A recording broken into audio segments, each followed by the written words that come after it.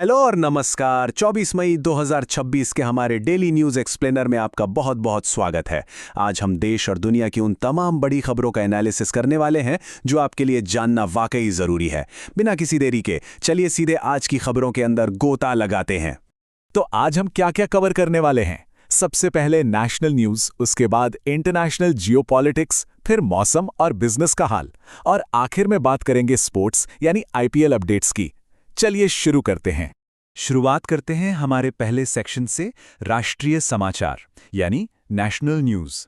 देखिए, सबसे पहले बात करते हैं एक बेहद संवेदनशील मामले की, त्विषा शर्मा केस। इस दुखद घटना को आज 12 दिन बीत चुके हैं, लेकिन न्याय की तलाश अब भी जारी है।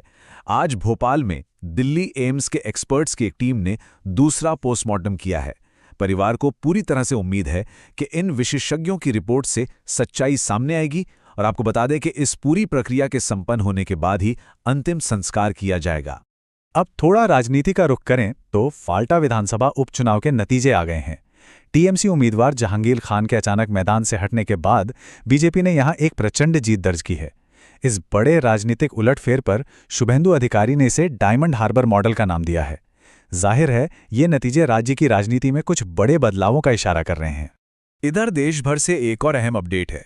आज लाखों युवा अपना भविष्य तय करने के लिए यूपीएससी सिविल सेवा प्रारंभिक परीक्षा 2026 दे रहे हैं, और हालिया विवादों को देखते हुए इस बार पूरे देश में परीक्षा केंद्रों पर सुरक्षा के एकदम कड़े इंतजाम किए गए हैं। अब जरा इस नंबर पर गौर कीजिए, 60%। ये कोई छोटा मोटा आंकड़ा नहीं है।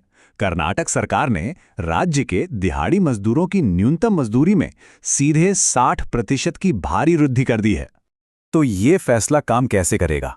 श्रम मंत्री संतोष लाड की ये घोषणा सीधे तौर पर सुप्रीम कोर्ट की गाइडलाइंस को फॉलो करती है। इसमें सबसे अच्छी बात यह है कि मजदूरी तय करने वाला जो पुराना और पेचीदा 4 स्तरीय सिस्टम था ना, उसे पूरी तरह से खत्म कर दिया गया है। अब सिर्फ एक सिंगल नोटिफिकेशन लागू होगा। ये सच में दिहाड़ी मजदूरों के लिए एक बहुत बड़ी राहत है। खैर, नेशनल न्यूज़ को क्लोज करते हैं एक शानदार एंटरटेनमेंट फ्लैश के साथ। ऐश्वर्या राय बच्चन ने कांस फिल्म फेस्टिवल 2026 के रेड कार्पेट पर अपने लुक से सबको पूरी तरह से हैरान कर दिया है। एक चीनी डिजाइनर का तैयार किया हुआ ये खूबसूरत सफेद पैंटसूट, मतलब इंटरनेट पर इस वक्त हर जगह बस इन्हीं की चर्चा है।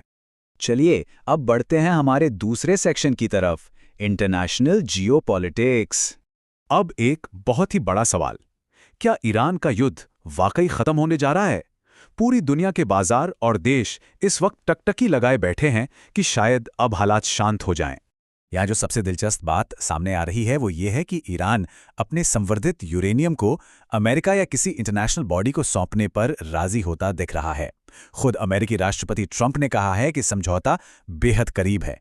जरा सोचिए, अगर ऐसा होता है तो हॉर्मूज जलडमरू मध्य फिर से खुल सकता है, जो दुनिया भर में तेल की सप्लाई के लिए एक बहुत बड़ा गेम चेंजर साबित होगा। लेकिन देखिए, दुनिया में हर जगह शांति की खबर नहीं है। पाकिस्तान के बलूचिस्तान से एक बेहद दुखद घटना सामने आई है।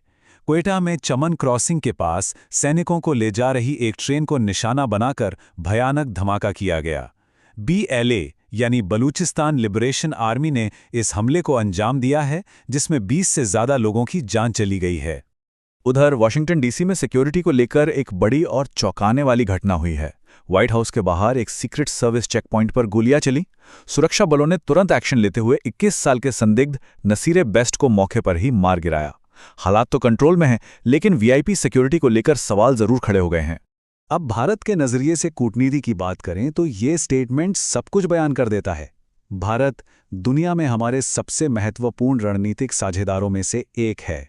ये कहना है अमेरिकी विदेश मंत्री मार्को रूबियो का, जो इस वक्त भारत के दौरे पर हैं। विदेश मंत्री एस जयशंकर के साथ उनकी मीटिंग में इंडो पैसिफिक, समुद्री सुरक्षा और व्यापार जैसे कई बड़े मुद्दों पर लंबी चर्चा हुई है। आगे बढ़ते हैं सेक्शन 3 की तरफ, मौसम और बिजनेस का हाल। अगर आप आज घर से बाहर निकल रहे हैं तो जरा ध्यान दें, IMD ने एक ऑफिशियल अलर्ट जारी किया है। मध्य और उत्तर पश्चिम भारत में अगले 7 दिनों तक सीवियर हीट वेव यानी भयंकर लू चलने वाली है। पारा लगातार नई ऊंचाइयों को छू रहा है, तो प्लीज अपना ख्याल रखें। और बात से भारत की नहीं है, दुनिया भर में मौसम का मिजाज बिगड़ा हुआ है। आंध्र प्रदेश और तेलंगाना में हीट वेव से 37 दुखद मौतें हुई हैं। पड़ोसी देश श्रीलंका में भीषण बाढ़ की वजह से 31,000 से ज़्यादा लोग प्रभावित हुए हैं। और इतना ही नहीं, अमेरिका के हवाई में 6.0 की तीव्रता का भूकंप आया है। मतलब पूरी दुनिया एक साथ इस क्लाइमेट क्राइसिस को झेल रही है। लेकिन इतनी गर्मी और उठापटक के बावजूद शेयर बाजार में आज गजब की हरियाली छाई रही। भारतीय बाजार बढ़त के साथ बंद हुए। निफ्टी लगभग 65 अंक चढ़कर 23,719 के पार और सेंसेक्स 232 अंक की उछाल के साथ 75,415 पर मजबूती से बंद हुआ है। और ये उछाल क्यों आया?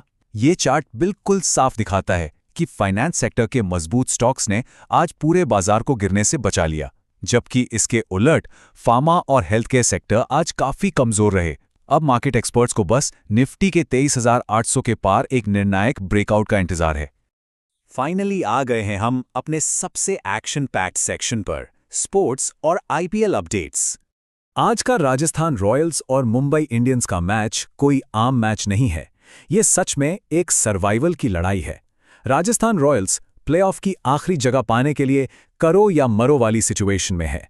वहीं मुंबई इंडियंस इस पूरे सीजन में सबसे नीचे यानी लास्ट पोजीशन पर खत्म होने की शर्मिंदगी से बचने के लिए अपनी जान लगा रही है। दोनों ही टीमों पर प्रेशर का लेवल एकदम हाई है। और इस सीजन के स्टैट्स तो देखिए, एकदम माइंड ब्लोइंग है। एक तरफ जोफ्रा आर्चर ने पहले ही ओवर में रोहित शर्मा को 0 पर आउट कर दिया और जसप्रीत बुमराह का एवरेज इस बार ऐतिहासिक रूप से खराब रहा। लेकिन दूसरी तरफ असली जादू दिखाया है बिहार के 15 साल के युवा टैलेंट वैभव सूर्यवंशी ने।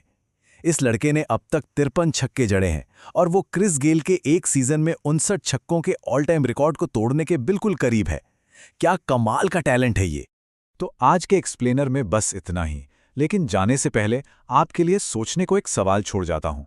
आज की इन तमाम बड़ी खबरों में से, चाहे वो ईरान के साथ डील हो, कर्नाटक में मजदूरी बढ़ना हो या क्रिकेट में उभरते नए स्टार्स हों, आपको क्या लगता है कि कौन सी घटना 2026 के बाकी बचे हुए साल पर सबसे गहरा और सबसे लंबा असर डालने वाली है?